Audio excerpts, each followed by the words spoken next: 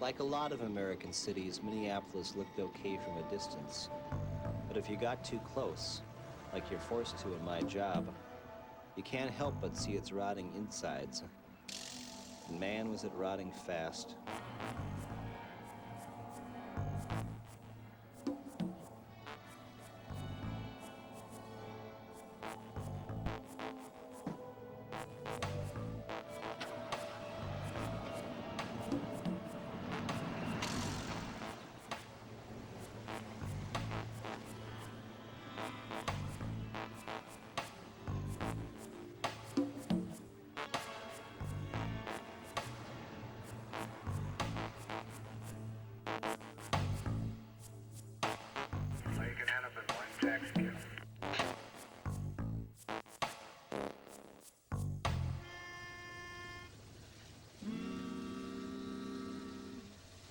My little Margie, I'm always thinking of you, Margie. I'll tell the world I love you, don't forget your promise to me. I have bought a home and ring and everything for Margie. You've been my inspiration. My dream life often represented my yearning to return to a simpler era. Of course, life is much freer now, but is all the confusion and violence worth it? I sometimes felt as if the social revolution of the 60s had blown up in our faces. I was longing for some order. No question about it. The city was becoming a cesspool of crack dealers and fast buck artists, and it was having an effect on my usually even temperament. It felt more and more as though the fragile center of my life was crumbling, leaving me vulnerable. As my environment became more chaotic and crime-ridden, I felt the tension reflected in my own life. Before beginning my shift, I often exchanged cabbie anecdotes with my fellow drivers. We enjoyed regaling each other with somewhat improbable tales of wit and courage in tough circumstances. Of course, we did tend to employ occasional dramatic license whilst recounting our adventures. Hey, what was that problem you had the other night? Oh, yeah, this guy we're going way the hell out to. I don't know, he was a big son of a bitch. He wants me to take him all the way out to Tonka Bay for no deposit, nothing, just trust him. I says, hey, jerk, I either see some green right now or you can stroll home. Say, you couldn't give me a deposit on that fare, could you? We usually require money up front when we get out this far. Is that right? Well, I'll pay you when you get me home. Sounds good. Hey, we finally got some rain. Needed that, huh? And I don't feel chatty. Yes, sir. What would today bring? Would I end the day with money in my pockets, satisfied with humanity? Or would I go home broke and disgusted, a bitter taste in my mouth? I wonder if certain types of people have any idea how they can affect a cabbie's outlook on life.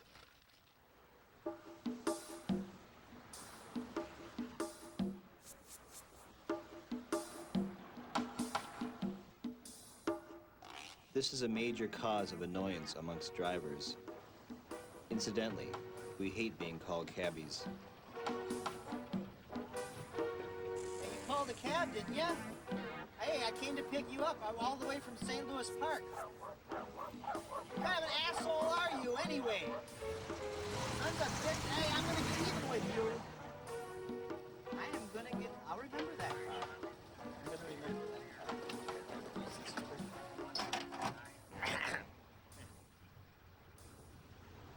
My only consolation in dealing with this type of shit is feeling confident they'll die young of a heart attack.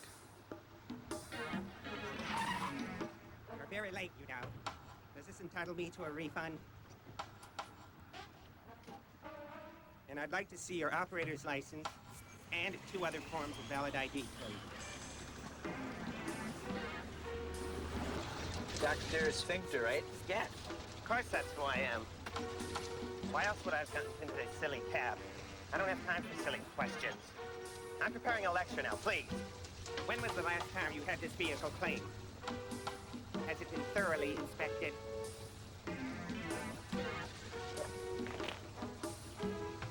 slow down.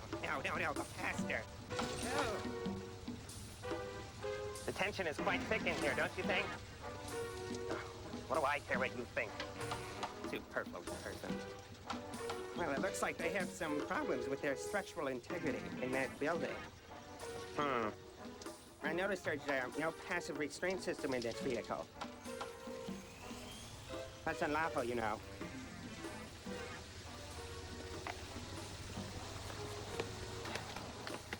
I must listen to the music now.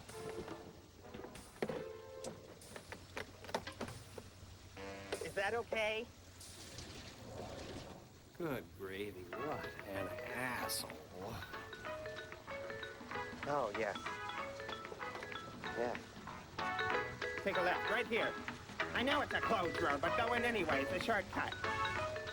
Oh, I need some Maalox. You know the type of guy who, if you ask, how's it going? They'll say, not too bad, or could be worse. Oh boy, am I tired. I just want to go home and flop my ass right under the bed. Yuck, yuck, I don't get time to wash my clothes. Bitch, My feet are getting disgusting and yucky. Sounds like it's time to go home and have a little drink, huh? Not me. I'm all through with that crap. You don't say. If you would have gone to my hometown when I was growing up, and you would have asked them who the worst drunk in town was, you know what they would have told you? They would have said it was Art Peterson, my old man. Oh, my. And if you would have asked them who the second worst drunk in town was, they would have told you it was his 16-year-old son, me. No, that's be a So I'm all through with that garbage. That's too bad. What a day. Even reading my mail, always a day brightener, failed to cheer me. All this hassle for chump change, as one of my passengers once put it. Forget it. Just forget it. I got my leg ahead of it, man. Are you making that chump change? Are you tipping at your dollar bill? Are you making that change, chump? Chump, chump, chump? Are you chumping for your change? Whoop, chump. Of course, passengers have complaints as well. So the city passed an ordinance cracking down on, shall we say, unkempt drivers and vehicles.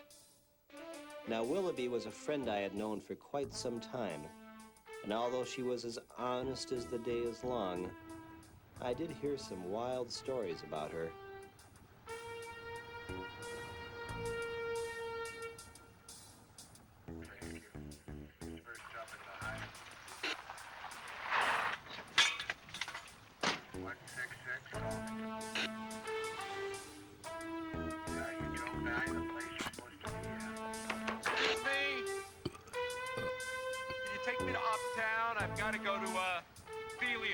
Some yuppie pasture. Sure, hop in.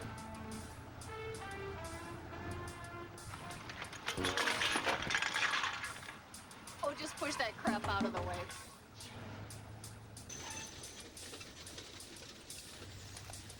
Somebody forgot their lunch. Thanks. If you don't want to listen, sir, I can't help you. 6-6 I have on my plate. Say, you ever think about cleaning your cab? 6-6, forget it. Yeah. Driver that Suburban. Must be kind of dangerous driving at night and, you know, being a woman and all and dressed so, 6-6, 13,000. Yeah, well, I totaled this thing out half a dozen times. You know where that might be? Do you ever think about changing your line of work? Willoughby, get that cab cleaned up. Maybe you should find a different cab pencil, Dick. I guess the job had gotten to Willoughby, and although I hadn't yet resorted to killing the pain while working like her, perhaps I was heading in that direction.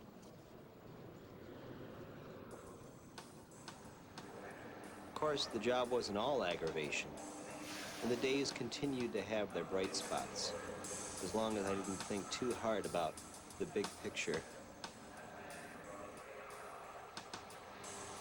No luggage today? Sit. Hop in. All right. Well, we usually sit in the... Well, never mind. That's okay. Where are you heading to? I'm gonna be going to I finally got the kids' destination, the Leamington Hotel where all the new recruits stayed before shipping out. He was just 18, from a small town in northern Minnesota, and had never been in Minneapolis before. He was quite taken with downtown, so I turned out for meter and gave him a little free tour during which he asked me about a million questions. He seemed in no hurry to get to the hotel, kept saying how he wished he had more time to spend here. I felt sorry for the kid, geez. A greasy paper bag for a suitcase. I even thought about not charging him.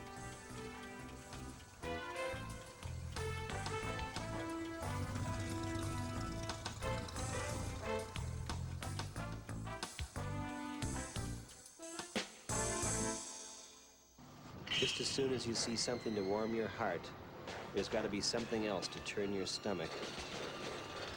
I began my shift, the final cruise down the doomed Block E.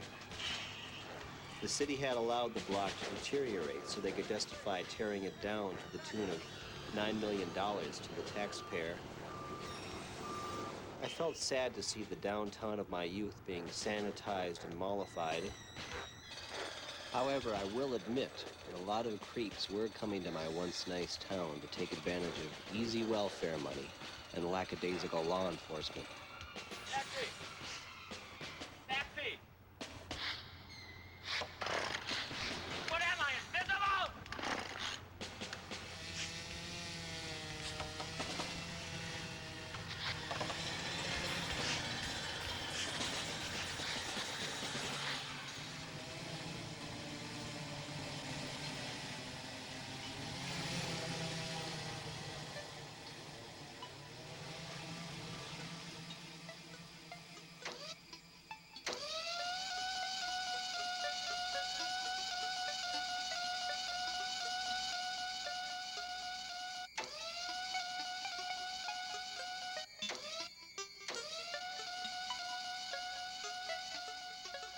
My obsessive fear of physical injury began dotting my nightmares years ago. I was terrified by the prospect of paralysis as a result of an accident or a thug's bullet. However, I quickly realized that I was asleep during this one, when it occurred to me that not even the Minneapolis police would ticket a wheelchair. Probably.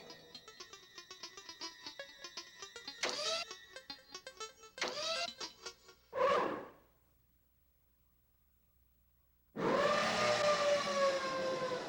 I get frustrated when those of you try to simply attack in the areas where it's very obvious that we're trying to do our best. Senator, we're told that some people moving to the city to collect higher welfare payments refer to us as Minneapolis. Any comment? Now, that's a new one, Minneapolis. I haven't heard that terminology before.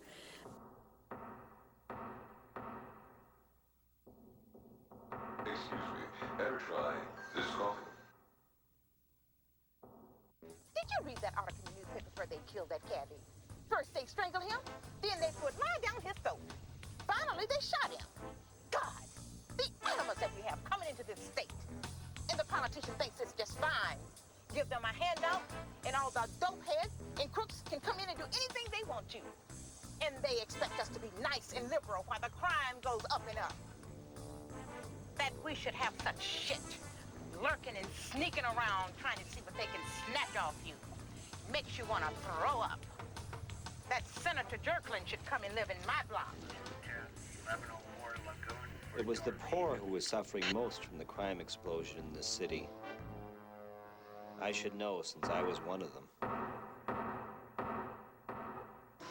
Crime statistics for the city of Minneapolis were released today, and news for residents is not exactly cheery. Homicides were up 60%, rapes up 7%, robbery increased by 26%, aggravated assault was up 23%, and auto theft skyrocketed an alarming 50%. There was some good news, however. Burglary was down by 2%. Dave, cheer us up. What's the weather going to be like tomorrow? Oof, that sounds like some pretty bad news for the old Minneapolis, huh, Tony? Guess it's time to buy that assault rifle. Just kidding. As I sat watching the situation worsening, I began losing interest in my apathy. Enough was enough. I decided to take action. I did not, however, expect to become so deeply involved in the matter. Yes, I'm calling about Senator Brenda Gerglin. I'd like to get involved in the campaign of her opponent. Well, actually, we have been seeking a candidate to challenge Senator Gerglin, but we haven't found one yet. Yes? Well, that's too bad. To make a long story short, I decided to run against Gerglin. And I think if we don't do something about the rising levels of violence in this community, we're all going to be very sorry very, very soon. And I really feel that.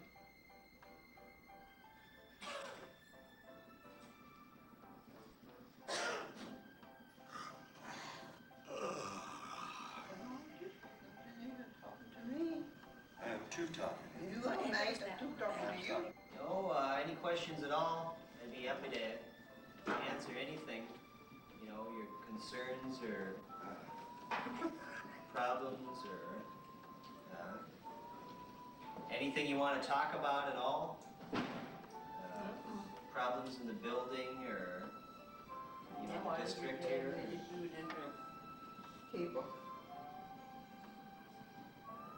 Look, Bub, we're not worried about crime in this building. This is a very secure building. What we need is more money. How are you going to get us more money? More money. Yeah, that's what we need is more money. More money. When you was talking, I was sitting back here thinking, I'll bet this guy is prejudiced against mentally ill people. You are, aren't you? You hate mentally ill people, right? Well, that's preposterous. Of course not. Then how come you was staring at me when you was giving your damn speech? We're sick of the life. We're sick of the life. It turns out that the woman was referring to the fact that I was trying to make eye contact, according to a speech-making book I read.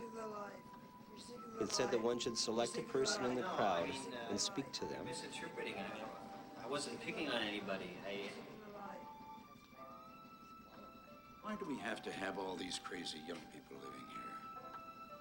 This building is supposed to be for senior citizens. Who are you calling crazy, buddy? You, honey, you're an unpleasant young lady. And you're mad as a hatter. When working, I took the opportunity to do a little politicking if I possibly had the chance. I often gave my customers a little campaign pitch and a piece of my literature. You went to where?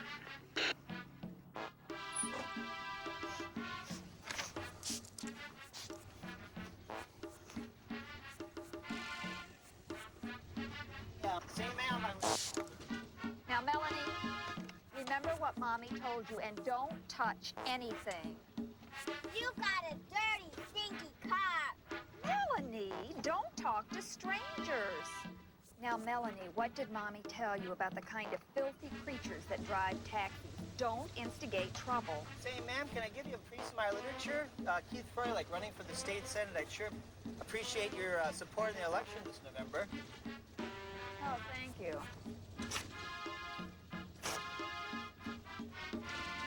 Cousin, look! Uncle Bobo is here. Uncle Bobo, I bet you got a present for me.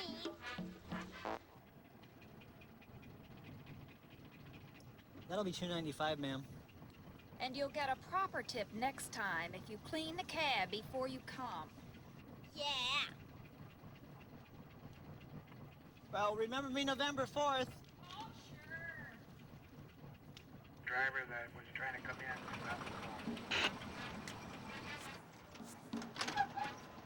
Of course, not everyone was open to the notion of a taxi driver running for elective office. It seemed from our conversation, sir, we think a lot alike about the problems in this town. I'm running for the state senate. Sure appreciate your support in the election coming up. What, you? Keith Froelich, glad to meet you. Yeah. Here they are. Sure. Well, really, what is this, huh? You got a comedy act or what? No, I really am running for the state senate from this district. Your district. I'm How running much? as an anti-crime How candidate. much? $3.95 on the meter. Thank you. Change, please. Would you like the nickel too? No, I don't want the nickel. Remember me in November. Think about what we talked about.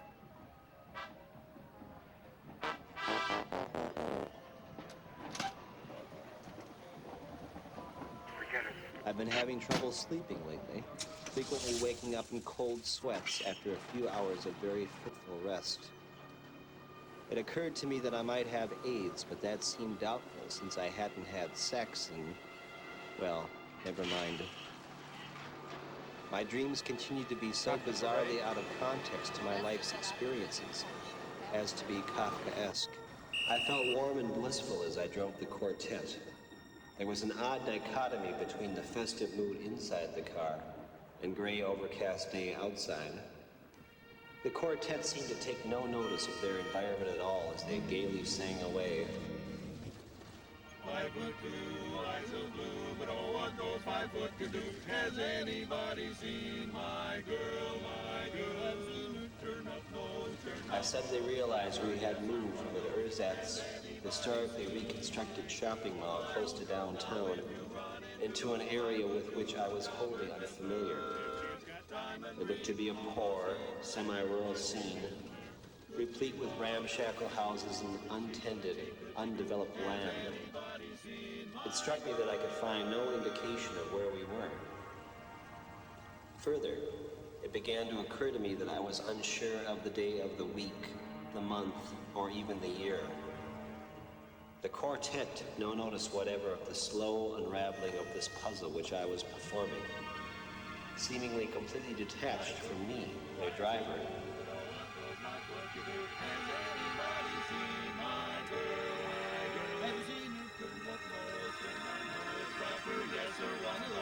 Has anybody seen my old girl now? If you run into I suddenly seized on the notion that I might actually be in a different epoch entirely. Indeed, everything I was experiencing seemed to point that way. The old houses, the lack of any contemporary indicators whatsoever. The idea intrigued me, but just then I noticed the fare on the meter. My God, it was astronomical. I must have been driving these guys around for hours.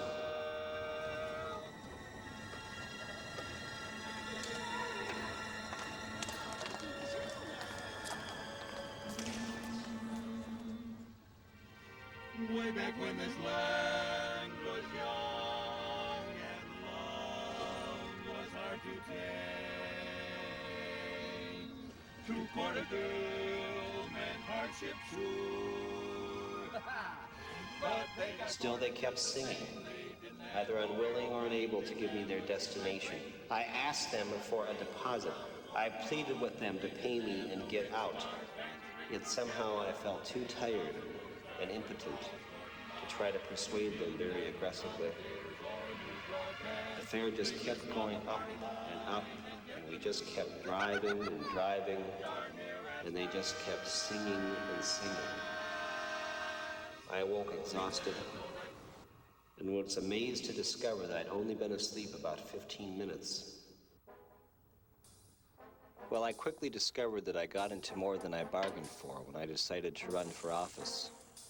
I encountered a lot of resistance since I ran as a Republican, a party outnumbered by 5 to 1 in my district. Still, I persevered and attempted to door knock every home and apartment in my quixotic quest for votes. Keith Froelich, Hi, ma'am. Keith Froelich. I'm running for the state senate. I'd sure appreciate your support in the election. I'm a Democrat. You're the Republican. Well, I'm running as an anti-crime candidate. I sure You're a appreciate. Republican? Are you a Republican? Yeah, I'm a Republican, but I want to do something to improve the. Republican, damn the Republican.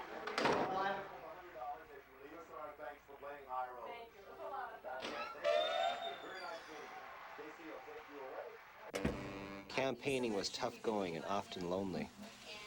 To maintain enthusiasm, I recruited my mother to campaign with me in the senior citizens buildings. And he would really appreciate your support. Campaigning is becoming a family affair this election year, as local state Senate candidate Keith Froelich A sheltered campaigned with his suburban mother housewife, she was not always prepared for the peculiar urban oddities she sometimes encountered. Anyway, they named it Greenland because they didn't want too many people coming in there.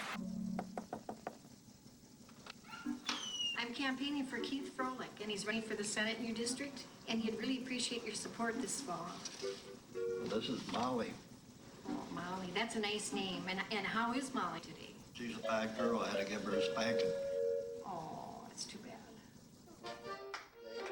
Mother felt that music would soothe the savage voter and would often bring her accordion with her to campaign rallies.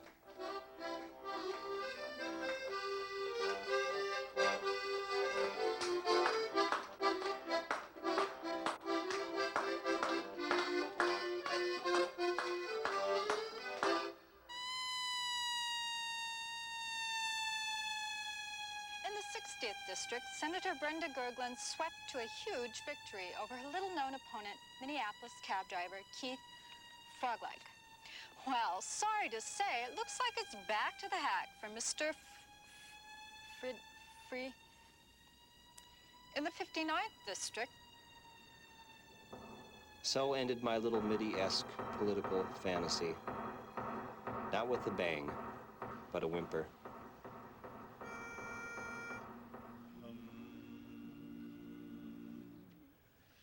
There was a little white church in the valley, all covered with ivy vines. All the people were dressed in their Sunday best and sitting in the pews on time. The preacher got ready for his sermon, the inspiring message of the day. He held up his hand and then began, and this is what he had to say.